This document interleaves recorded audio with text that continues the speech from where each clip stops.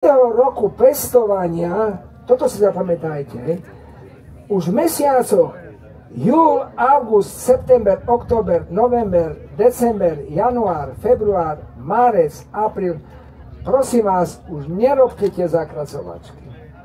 Na všetkých ovocných stromov, okrem broskyň a máľu. Toto budem opakovať zajtra v Regine Bratislavskej o 14. preto tu nebudem, ale piatok, sobota, nedeľa.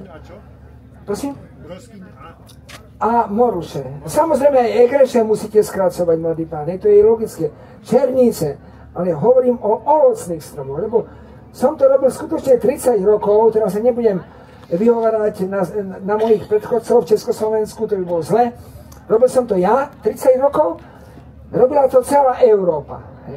Nebola to nejaká strašná chyba, ale ten život v reze stromov sa zmenil tým, že pán Cifranič, samozrejme aj pán profesor Ričovský, ale pán Cifranič, keď som chodil v roku 75, tu je Leo, vynikajúci ako odborník, hovorí mi, Edo, Cifranič mi hovorí, už to nezakracujme, tie jednotlivé jablone, hrušky. A ja hovorím, prečo? Ja som mal tedy, čo je, 30 rokov. Hovorím, preto, lebo už v Kalifornii už prestali to zakrácovať, lebo robili na tých jabloniach, hruškách, slivkách metly. A aké robili metly, bratu? No dobre, ale listové mali určite tie metly. Toto bola, ktorú som robil najväčšia chyba a mne stačila tá informácia od Pálka Cifraniča na Bacchusville. Teraz chodí jeho syn do Piešťan, kedy nie na prednášky, čiže toto ja už nikdy v tých mesiacoch nebudem robiť, okrem broskyň, moruši. A teraz, tú druhú podstatu. Predstavte si, že ja som robil, vy ste koľko strihali stromčeky, koľkokrát do roka? No ja prebežne počas celého roka. To je dobré, to som nepočítal, vy koľkokrát? Výborne, to som robil ja 30 rokov, čiže jadroviny som vždycky strihal. Kedy? Február, január, kvostkoviny vždycky kedy? Po zbere. A tak som si povedal. A opäť sú na tej príčine tie pekné ženy. Kedy ste sa boli najbližšie strihať? Tak. Vy? Výborne. Čiže podľa potreby. Čiže ženy boli mojou, by som povedal takou inou, to robíme len 10 rokov, čiže takým štandardom, že tvár stromov uprav ako strom človeka, čiže ako tvár ženy, hlavne chlapa. I my sa holíme, ale nie až tak precízne, ako tie naše ženy sa upravujú, strihajú, čiže podľa potreby, A teraz tá potreba, to robíme len 10 rokov, čiže ja to nazývam tzv. Upravovací strih. A budem to vždycky tak v tých médiách prezentovať, pokiaľ neumrem. Lebo predstavte si, že ja keď som tie stromy strihal dvakrát do roka, všetky tie bíče na jadrovinách, na kvostkovinách, čo mi urobili? Brali výživu, to je logicky, plodom a fakticky všetkým tým konarikom, ktoré chcem. A teraz tu počúvajte tú podstatu.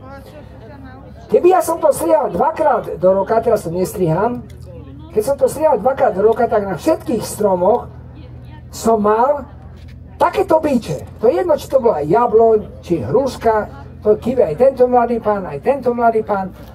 A potom mňa to nutilo na jar samozrejme znížiť. Aj vy dvaja príďte s tými kolíkmi tu na poďte chlapi, to bude na záver. Ustrihnite mi to, nech sa mi to vmestí do auta. Tak, je to strih do auta, čiže na paličku, ďalší pán to práve vyjde, poďte sem.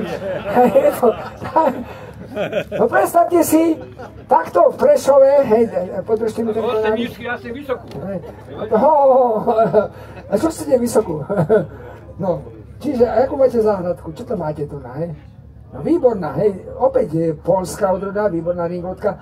Čiže tento špičiak, takisto do výšky meter musíte zakrátiť. Je to les do auta. A takto, keď som v Prešove začínal, myslíte, že som bol hneď taký ako teraz, to nemôžete, Čiže pred tými 20-30 rokmi, taká jedna pekná pani v Prešove, odkiaľ pochádzam, s manželom takým silným, keď som jej to urobil, tú paličku na broskyne, tá normálne omdlela, rozumiete, vy sa smejete, omdlela a teraz hovorí, pán Jakubek, tú druhú vám nedám. A so zlosťou, to nebolo tak, že sa usmievate. Ja teraz hovorím, dobre. O rok zase mestská hala Prešov, ja som nepoznal tú mladú pani s manželom, príde a hovorí, pán Jakubek, mala som vám dať. Ja teraz, čo mi mala dať? Je to dvojmyselné. Mala som vám dať aj tú druhú broskyňu takto na ten kolík skantriť, lebo tu, čo sa vám broskyňu nedala, tam je zahynul. A verte mi, je to takto. Takže nemusíte ma počúvať, ja vám môžem. Čiže aby sme, a teraz to je, ukončíme pomaličky, potom ale tu je tá podstata, hej. Ináč sú tie nožničky Bachov veľmi kvalitné, ja použijem aj Felko, ale skutočne tí vystavateľ nech sa nehývajú, sú 3-4 nožnice, ktoré splňajú skutočne špičkové podmienky, to znamená Bachko, Felko a ďalšie, tak nech sa neurazia ostatní. No a teraz, aby tie šviháky, toto je teraz podstata, toto si zapamätajte, príde mesiac lásky. Kedy príde mesiac lásky? Celý rok, hej, čiže... Mesiac lásky je maj, mesiac detí, jún, už teraz nemôžeme preháňať. Ale aby ste si to zapamätali, lebo toto teraz to robím 10 rokov len, v mesiacoch máj, jún, všetky, dajte mi ten kolík, to platí pre staré stromy, nielen mladé. Všetko na tých starých, čo sú štvoročné, príde mesiac máj, skracujte všetko o 2/3. Nie je to šitovres, hej? Všetky. Čiže všetky tieto prírastky, ktoré máte na starší, nie na týchto, ako štvoročných stromov, nemám tu staršie stromy, to by som musel niekde priniesť z expocentra, skráťte. Teraz poďte podržať, mladá pani, myslím normálne, nožek, stromček, držte. Kolík. Sa bál, hej, ja to sledujem. No držte, takto držte. Poďte jej pomôcť, lebo ona nevie držať. Vie. Ja si myslím, že nikto sa neurazí z vás, to je taký humor. Čiže ja som to, dobre drží, poďte tu z tej strany. Čiže ja to skrátim, čiže príde, toto bude tu raz, čiže nie o tretinu, takto, jak je šitovec, ale o 2/3 všetko poskrácujte u starších ako štvoročných stromčekov až nekonečná. Teraz, po tomto zakrátení, získame tu tzv. Májovú metličku, tak to držte, u všetkých ovocných stromov. A že by ten výhon do konca roka 25 nebol dvojmetrový, vy v júni, to nemusí byť na deň detí, hej, čiže do 15. alebo 20. júna, vynikajúco. To, čo ja nechcem, nenapravím. Čo je najsilnejší tu na z tých výhonkov? Tento je najsilnejší, ale z týchto malých, tak to strieľa tento dobre. Áno, čiže toto, čo vy si vyberiete, keď toho tenkov nechcem dať preč, ale ja v júni, mladý pán, ešte raz o 2/3, všetko takto zakrátim, čo chcem. A to mi prináša najväčšiu radosť, čiže dvojnásobné double, zakracovanie máj, jún. A tým, že to urobíte ešte aj v júni, hej, už tieto ďalšie metličky, áno, vy ste to robili raz, ja vás počúvam, už potom zase držte. Nie. Urobíte to v júni, tu dostanete ďalšiu metličku, ktorú už nesmiete do apríla a maja v roku 26 nesmiete zakrásovať, ale ideme na čo? Vynikajúco. Čiže prevod je to odbočka, čiže ja odrežem v tých mesiacoch júl, august, september, október na prevod na odbočku, ale toto nesmiem mu zakrátiť. Vynikajúco. Toto je tá jednoduchosť a to mi trvalo, vážený. Ja mám v decembri 70-ku, verím, že to tu oslavíme, keď dožijem v Trenčine alebo v Prešove, nebudem oslavať nič, ale jak sa ten vývoj od 15 rokov u mňa menil, hej, čiže vy už potom nesmiete toto zakrásovať, hej, ale budete mať tie odbočky veľmi správne, tie 15 cm, 20 cm, lebo keď to neurobíte, budete mať silné výhony, hej, keď to iba raz zakratíte v júni, tak budete mať silné výhony do roku 25, do októbra a toto vám bude vyhoľovať.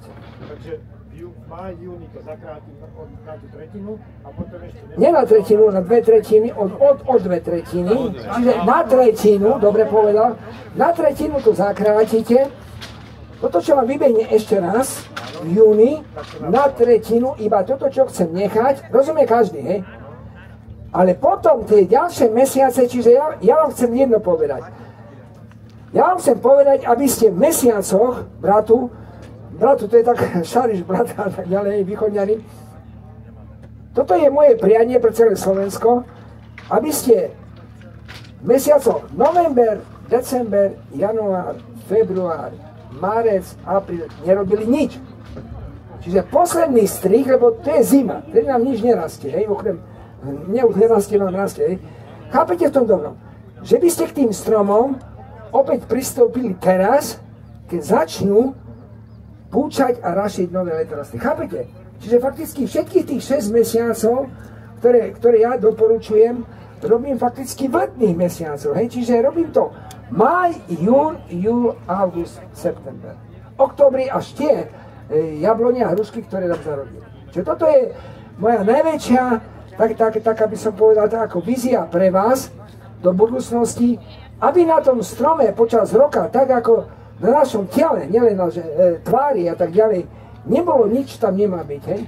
Okrem okuliarov, hej? Prečo máte ich na vrchu, hej?